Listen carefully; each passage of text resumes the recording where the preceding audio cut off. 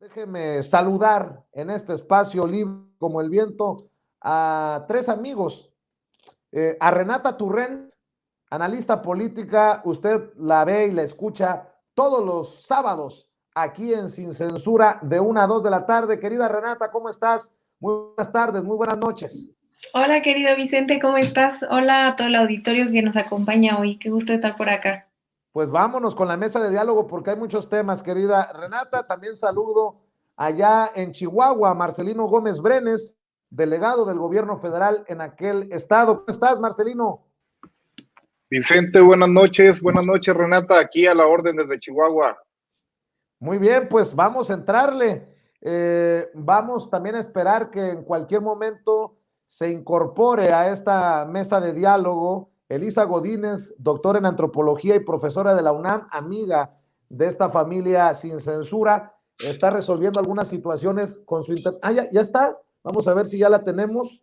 Me estaban diciendo que estaba tratando de solucionar una situación con el internet. Ya la veo por ahí. Elisa, ¿cómo estás? Te saludamos con mucho gusto.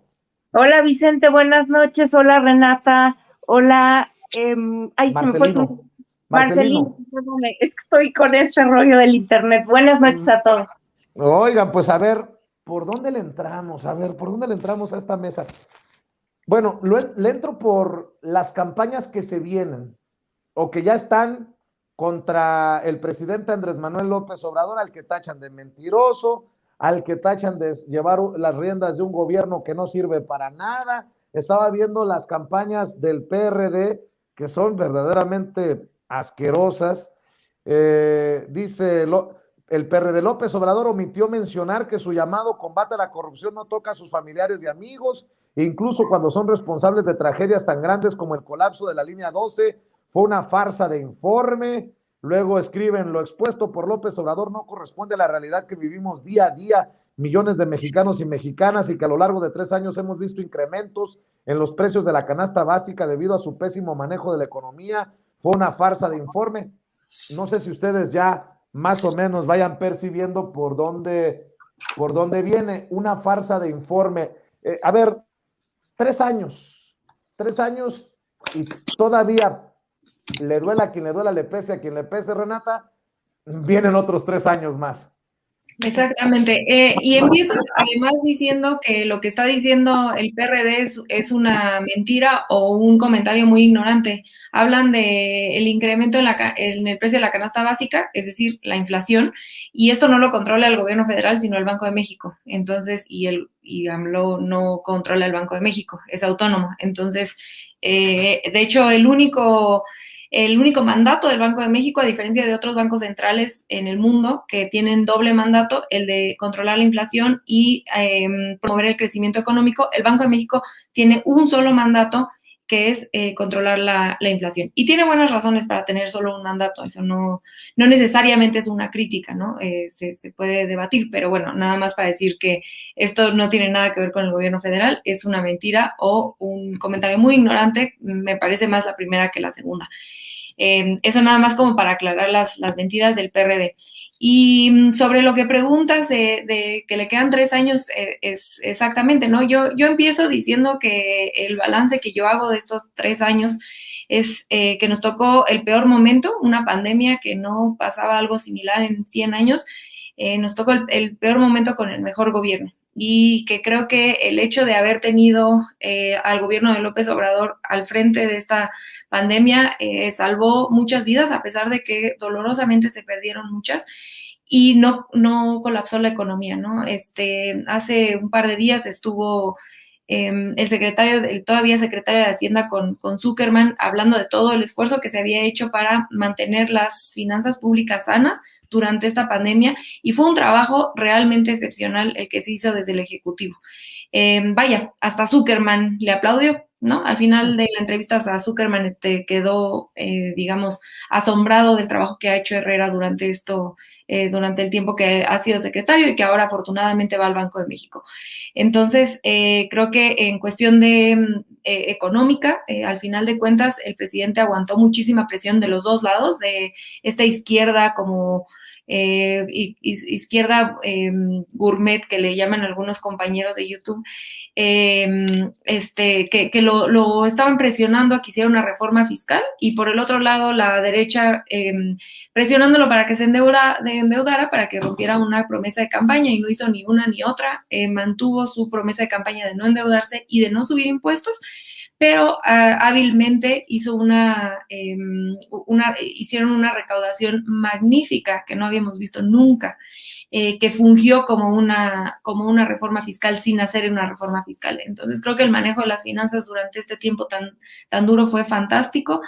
Y creo que en cuestiones de salud pudimos profundizar una de las promesas de campaña que él tenía, que era garantizar la seguridad pública y gratuita, y que durante esta horrible pandemia, donde desgraciadamente tanta gente perdió la vida, lo único bueno que podemos decir es que se reconvirtieron muchos hospitales, se contrató mucho personal médico que va a continuar hacia el futuro. Nada más como comentarios iniciales. Marcelino, creo que hoy, como nunca, bien Epigmenio Ibarra, que escribe: los que contribuyeron a hundir al país ahora fomentan el miedo para que la sociedad crea preferible que vuelva el régimen corrupto y saqueador. Sí, Vicente, pues es que en esta celebración a 3 años de ese histórico 1 de julio del 2018, pues van a estar muy enojados, va a estar la derecha y los conservadores rabiosos y ansiosos, porque como bien dice, les quedan 3 años aún, 3 años en donde se va a seguir profundizando la cuarta transformación, en donde estos avances que hoy muestra el presidente López Obrador, pues bueno, tendrán que tener mayor alcance, tendrá que profundizarse este proceso de transformación, y eso es lo que los tiene molestos, les tiene molesto que ya no puedan robarse el dinero y que ahora el recurso del Estado mexicano pues se destine a apoyar a los que históricamente estuvieron marginados, a los que los gobiernos del PRI, del PAN y de aquella triste época neoliberal pues mantuvieron en el olvido, mantuvieron excluidos de todo tipo de apoyo, y creo que hoy hace un buen balance el presidente López Obrador. Tenemos avance, como dice Renata, un buen manejo de la pandemia, se habilitaron más de 70,000 trabajadores de la salud para poder contribuir contra esta pandemia, se habilitaron, se reconvirtieron hospitales, tenemos avances en el sector educativo, tenemos avances en el tema laboral. Aquí los chihuahuenses lo sentimos bastante con la frontera, con Ciudad Juárez, el aumento al salario mínimo, esta franja fronteriza que goza de privilegios fiscales y que ha aumentado no solamente la capacidad de tener inversión extranjera, inversión nacional, sino también un beneficio real para los trabajadores mexicanos. Yo creo que también teniendo un poco de autocrítica, seguimos teniendo pendiente el tema de seguridad, que va a estar trabajándose paulatinamente, porque no es como lo intentó hacer Felipe Calderón, nos engañó diciendo que lo estaba intentando de esa manera, porque sabemos que estaban ligados al narcotráfico, pero este problema que sentimos mucho los chihuahuenses, pues lleva su tiempo, requiere de un gran esfuerzo, no solamente económico, sino educativo, el poder brindar a los jóvenes oportunidades, como se está haciendo ahora en el gobierno de México, poder dotar de estas oportunidades a los jóvenes, que los alejen de las conductas antisociales, que los puedan incorporar a la vida laboral, que los puedan incorporar al estudio, que los puedan alejar de los grupos del narcotráfico. Y bueno, yo creo que con el avance del tiempo, de los años, este va a ser un proceso largo, no es en vano los 30 años de neoliberalismo que vivimos en nuestro país, no es en vano todos los gobiernos, empezando por Calderón, que pactaron con el narcotráfico y que crearon esta pues calamidad que aquí en el norte, que en todos los estados de la República se resiente. Pues bueno, crearon una mafia entre el narcotráfico, el Estado, las mismas instituciones de seguridad pública, los estados, los municipios, que no va a ser tan fácil romper, y que solamente con mucho trabajo, con mucho apoyo, con brindar oportunidades a la ciudadanía que los aleje de este gran problema, pues vamos a empezar a ver resultados. En todos los demás temas hay un gran avance. La corrupción, el ataque a la corrupción y el plan de austeridad ha dado resultados. Se ha comprobado cómo estos recursos, pues bueno, no sabemos a dónde los destinaban. Ya Comentabas tú ahorita el ejemplo de Alito Moreno, esta escultura, este busto de 300,000 pesos, tal vez bañado en oro, a lo mejor de Carlos Salinas de Gortari. Pues bueno, es el ejemplo de lo que hacían con el recurso público. Se encabronan, tiran fregazos en redes sociales porque se apoya a los jóvenes que no tenían oportunidad de trabajo, de incorporarse a la actividad laboral, pero sí no les molesta gastar en este tipo de ridiculeces. Qué bueno que lo mencionas y lo mencionas así tan contundente. Critican becas para jóvenes vulnerables, necesitados, pero se pueden gastar como los del INE. Estaba viendo esto que se publicó, cientos de miles de pesos en comidas. Háganme ustedes perdón, muchachas, perdón, Marcelino, pero hoy son chingaderas. En un país en donde tenemos tantos pobres que los del INE se sientan con los pantalones para gastarse tanto dinero en comidas, son chingaderas. A ver, Elisa, perdón, ya vamos a dejar la víbora chillando, pero, y hablando de esto, no solamente los políticos van a tergiversar, van a torcer, no descansan tampoco los adversarios de los medios de comunicación del presidente. Estoy viendo que acaba de subir Loret a través de Latinus una entrevista, y además me parece asqueroso que se lucre con el dolor. No queremos un golpe de Estado, solo queremos que no se mueran nuestros hijos. Presenta el desgarrador testimonio de madres y padres de hijos con cáncer a quienes está matando el desabasto de medicinas. No, insisto, no descansan, Elisa. No, en definitiva, y yo creo que además, como tú lo dices, es asqueroso la manera en la que lucran, porque para mí es lucrar, con una tragedia como es el hecho de que cualquier niño y cualquier ser humano tenga una enfermedad tan terrible como es el cáncer. Pero, digamos, me parece que no debe sorprendernos, o sea, no voy a decir nada nuevo ni nada que no sepamos. O sea, aquí el punto es que me parece que después de las elecciones, en particular, sí escalaron los medios de comunicación hegemónicos el nivel del ataque, ¿no? O sea, no es que no estuvieran atacando antes ni que no estuvieran con esta, digamos, campaña permanente en la que están utilizando, digo, desde la pandemia, ahora los niños con cáncer y otra serie de temas que han, digamos, utilizado en su momento para golpear.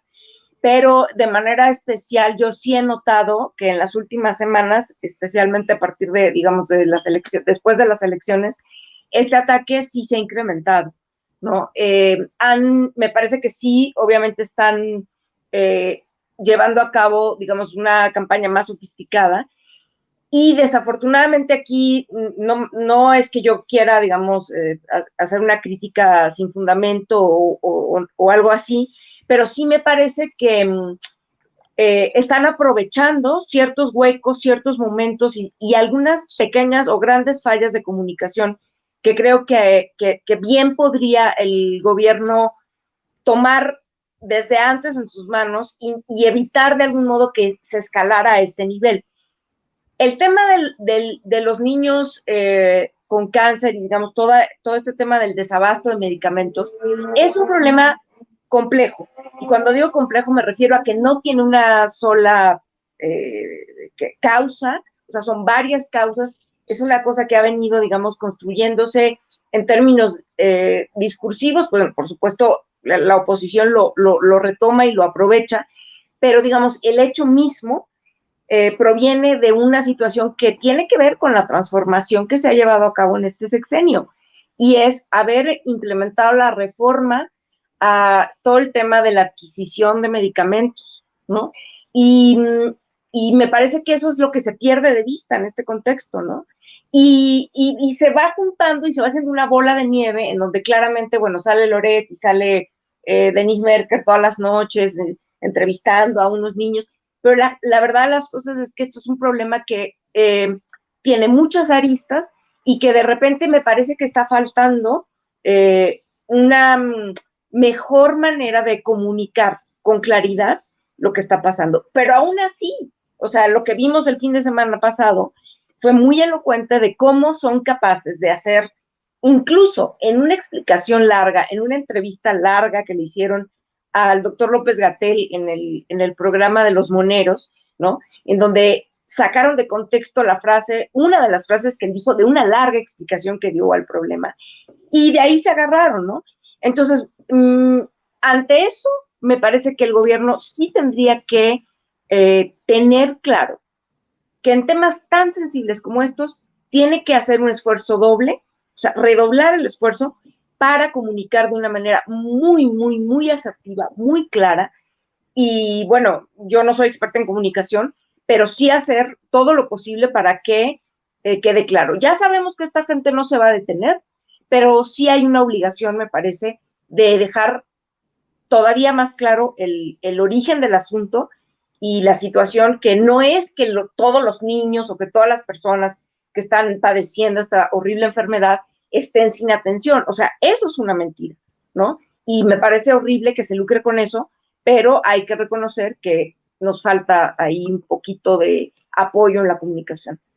Elisa, Marcelino, Renata, prepárense y grábenme, don Quique, prepárense, porque mañana se me hace que regresa a Palacio Nacional Silvano Aureoles, o si no, mañana va a escupir que las autoridades electorales también están cooptadas por el narco en Michoacán. Tribunal Electoral desecha impugnación del PRI, PAN, PRD contra el triunfo de Ramírez Bedoya. El Tribunal Electoral del Estado de Michoacán desechó la impugnación promovida por el PRIANRED en contra de Alfredo Ramírez Bedoya para anular la elección, donde resultó electo gobernador de aquel estado. Los partidos promovieron un juicio de inconformidad con el que apostaban a la anulación de los votos en el distrito de Mújica, donde la coalición de Morena y PT obtuvieron 52,040 votos. En los cálculos del equipo por Michoacán, la anulación de votos en el distrito 22 les alcanzaría para revertir el resultado a favor de Ramírez Bedoya, quien ganó la elección con una diferencia de 49,919 votos por encima de Carlos Herrera. Sin embargo, el Tribunal Electoral del Estado de Michoacán declaró improcedente la impugnación por unanimidad de votos. El juicio de inconformidad fue desechado porque no fue presentado dentro del plazo legal de 5 días establecidos en la ley, por lo que quedó sin efecto el recurso central de la estrategia legal que impulsa el equipo por Michoacán para cambiar a su favor el resultado de la elección. Estoy leyendo precisamente información de Político y de Víctor Americano, que está circulando precisamente en redes sociales. Perdón por hacer este paréntesis, pero es importante estar también al tanto de lo que está ocurriendo en medio de este análisis, pues, de los 3 años de la victoria histórica. Renata, ¿sabes? Bueno, tú tendrás tu opinión, pero ¿sabes qué considero que le duele más a la oposición de ver a Morena celebrar, de ver al presidente rendir su informe en Palacio Nacional? No es López Obrador, no es Morena. En esta ocasión sí creo que le hace daño a la oposición ver al pueblo, al pueblo sentirse orgulloso de un logro, porque sí, se llevó a Andrés Manuel López Obrador a la presidencia, pero es la victoria del pueblo, ese pueblo que dijo, estamos hasta la madre, ya no queremos ni PRI, ni PAN, ni nada de estos cabrones, queremos un cambio, queremos una transformación, así se llame cuarta transformación, y vamos a salir a votar. Por eso les duele tanto, creo, una fecha como hoy, Renata. Y además recordarle al público que la segunda mitad del año está llena de informes y de celebraciones, entonces pues que se vayan preparando porque como recuerdan, AMLO hace hoy, el 1 de julio, después hace en septiembre su informe anual al Congreso y después el 1 de diciembre también hace otro informe, entonces la segunda mitad del año les cuesta más trabajo. Eso por un lado, entonces nada más para prepararlos para lo que sigue. 2, ya aquí un paréntesis de la noticia que surgió ahorita en lo que estábamos en esta mesa, y pues nada más recordarle a Aureoles que ya se le informó que ese edificio no es el que tiene que ir, ya se le informó que tiene que ir a la Fiscalía Electoral, que ahí eso es lo que pasa, es que no sé si no sabe o qué onda, pero bueno, pues ya estamos listos para los memes de mañana, si es que se presenta ahí en Palacio Nacional. Este, Bueno, y bueno, y nada, de estoy de hecho acuerdo creo con... que, Ajá. perdón, Renata, creo que la estrategia, para que nos sigas comentando, la estrategia del presidente Andrés Manuel López Obrador, que creo debe de involucrar de mejor manera a Morena y a todos los López Obradoristas, morenistas, cuatroteros, porque no pueden dejar al presidente solo en esta estrategia de comunicación rumbo al 2024. Ojo, rumbo al 2024. Eh, pues está llena de muchos simbolismos.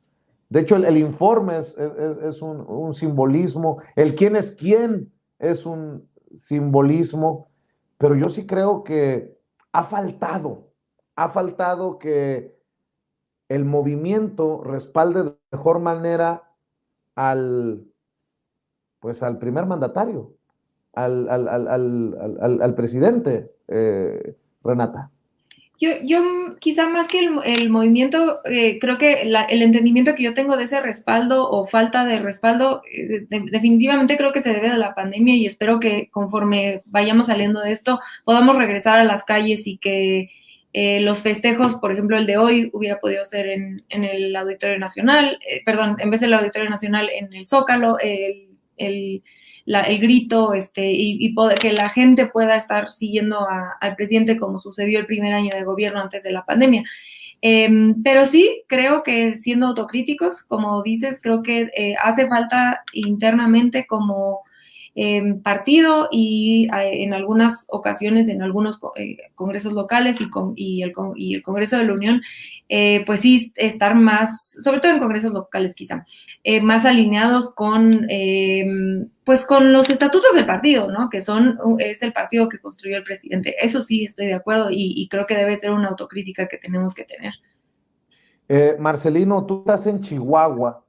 Eh, yo lo he escuchado en Sonora, lo he escuchado en Oaxaca también. Es que los de abajo, a nivel local, en los municipios, pues no que lleven al pie de la letra aquello de no mentir, no robar y no traicionar al pueblo. Sobre todo en estos próximos 3 años, tendrá que ser implacable el movimiento.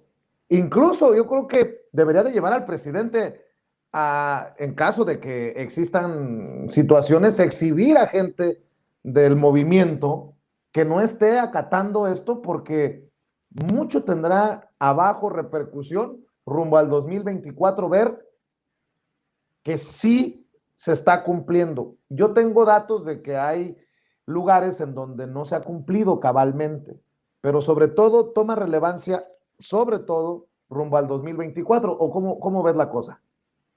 Sí, porque en los municipios y en los estados, pero sobre todo en los municipios es donde se debe palmar, donde está cercana a la ciudadanía, donde está cercano al pueblo y es donde tenemos que estar más pendientes de que se esté profundizando la cuarta transformación y que se esté llevando a cabo al pie de la letra.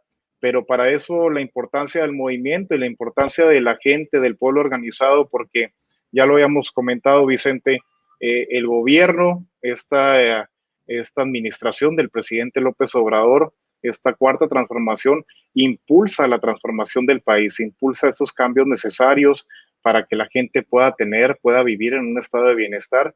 Pero la revolución, que es lo que requiere este país, un cambio radical y profundo, pues eso solo lo hace el pueblo organizado, eso solo lo puede hacer la gente.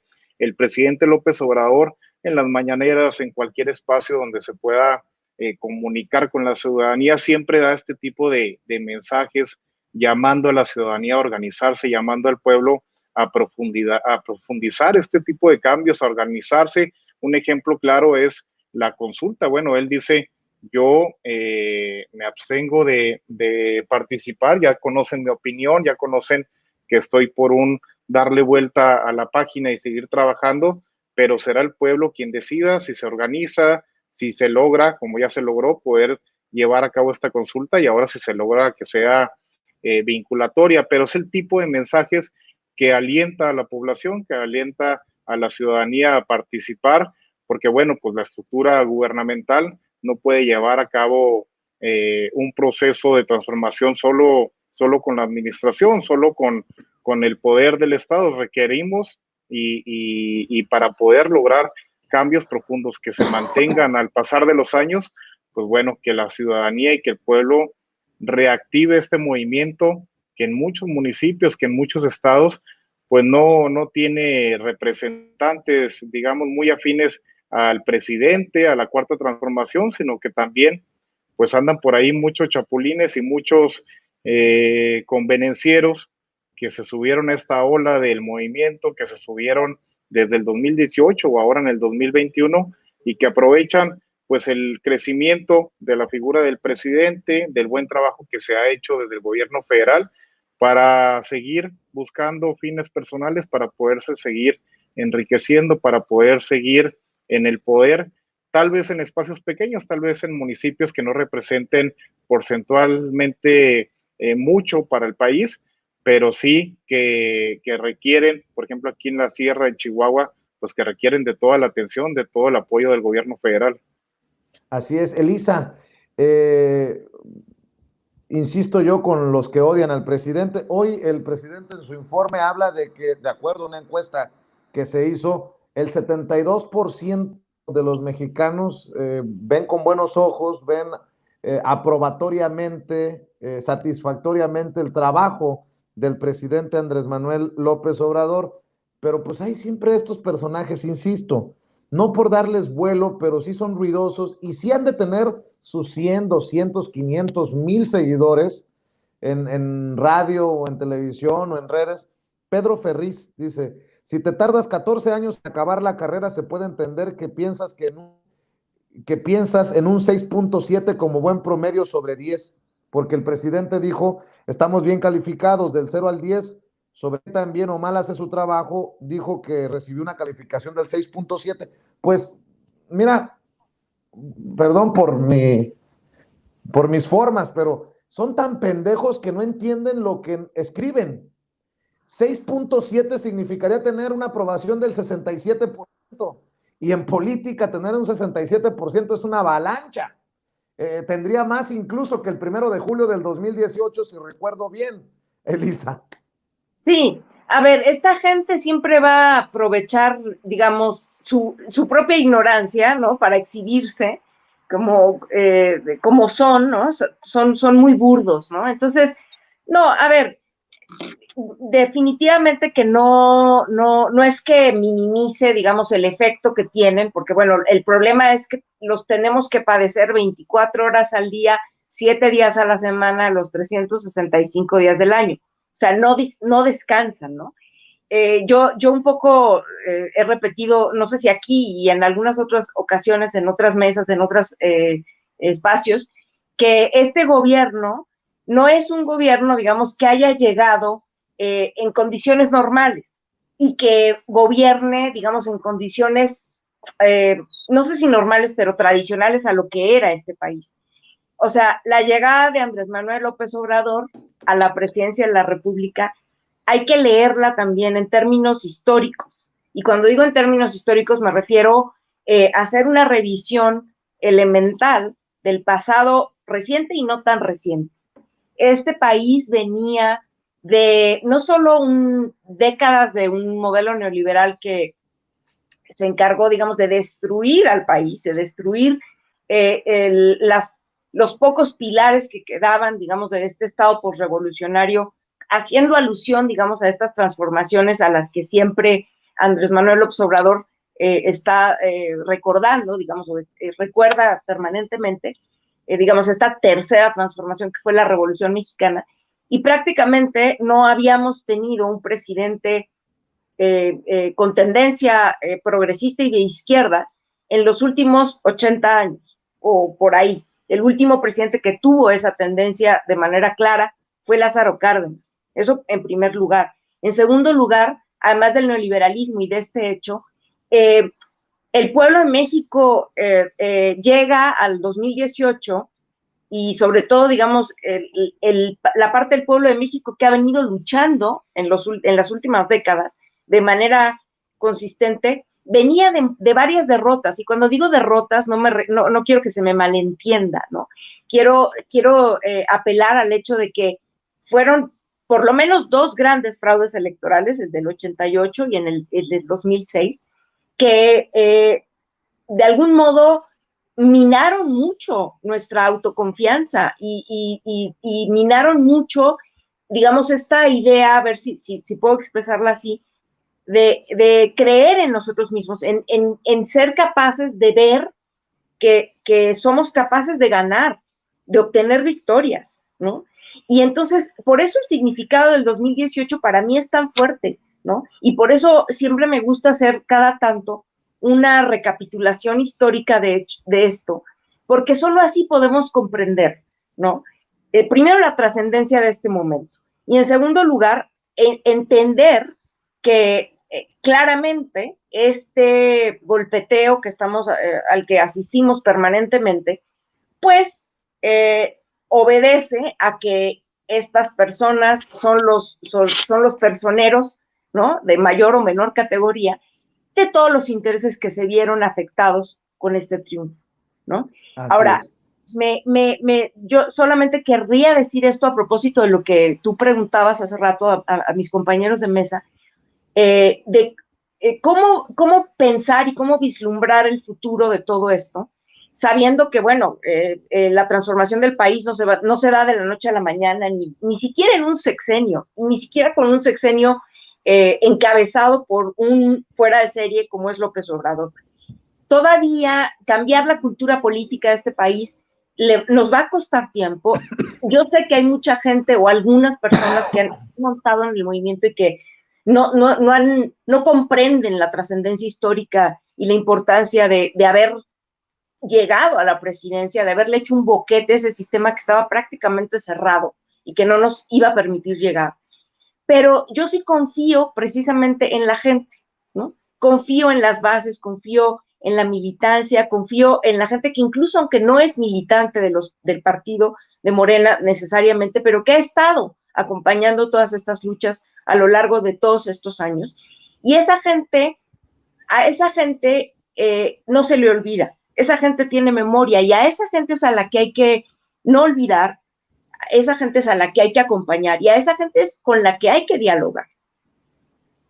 Bueno, pues entonces cerremos con esto, que va a ser muy sencillo o muy complejo. Si hay personeros, si hay comunicadores, si hay analistas, si hay personajes que se atreven a decir de que este gobierno es un desastre, que no le dan nada positivo, que todo lo ha hecho mal, vamos arriesgándonos, vámonos tirando al agua. Del 0 al 10, ¿qué calificación le dan, Renata Turrent, a 3 años de aquella victoria?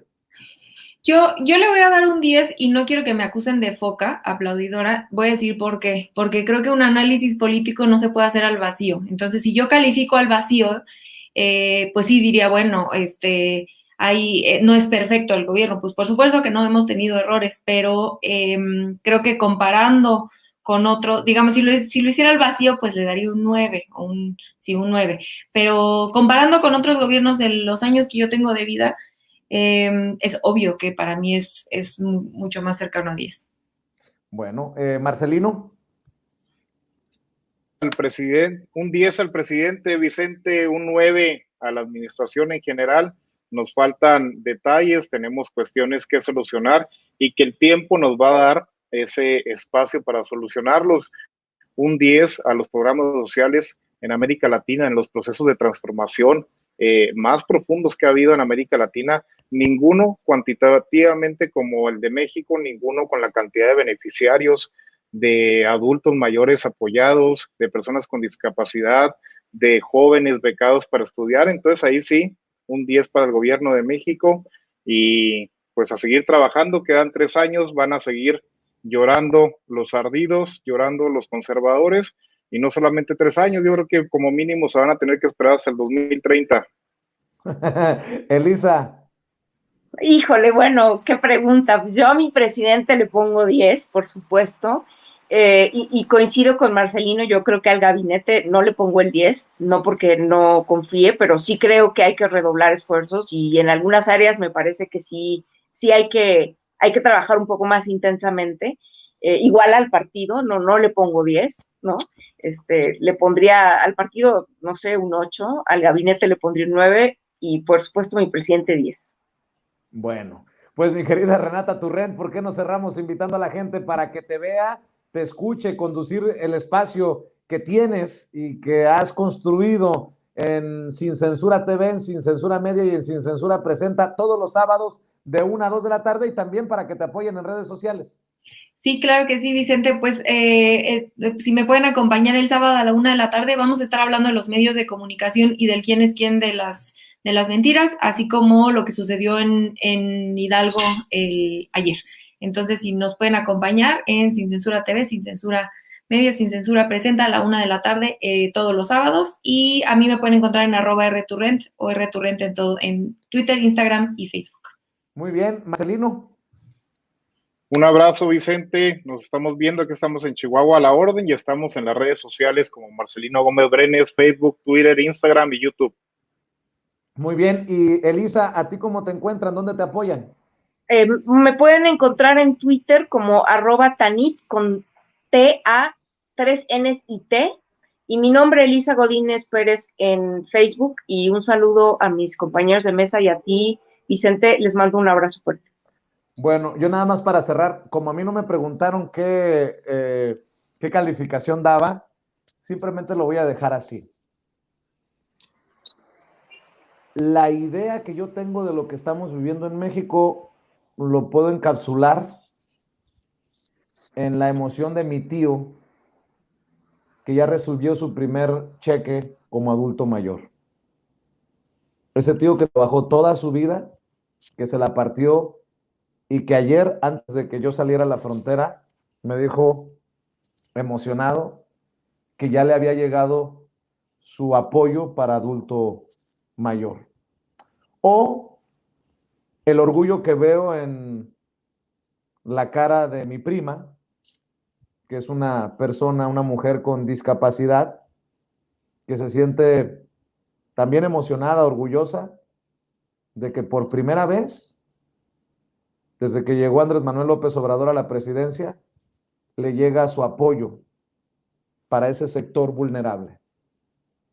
O la cara de mi tía, cuando le llega también el apoyo para mi prima con discapacidad, porque hay para los pañales. Creo que cada quien tendría que definir la calificación dependiendo de las historias personales. Aprovecho para mandarle un saludo a mi tío, a mi tía y a mis primas. Esa es la calificación que le doy yo y por lo que sigo dando la batalla todos los días para que cada vez más primas, más tíos, más hermanos, más mamás, más papás tengan la oportunidad, el acceso a esos fondos y no se los terminen chingando en comidas los del INE y no se los terminen gastando los partidos políticos en esculturas de 300,000 pesos. Si le quieren poner a mi comentario 10, 9, 8, 7, que cada quien se lo ponga. Pero permítanme darme este lujito, querida Elisa, querida Renata, querido Marcelino. Les mando un abrazo, que descansen, buenas noches. Nos vemos pronto aquí en Sin Censura.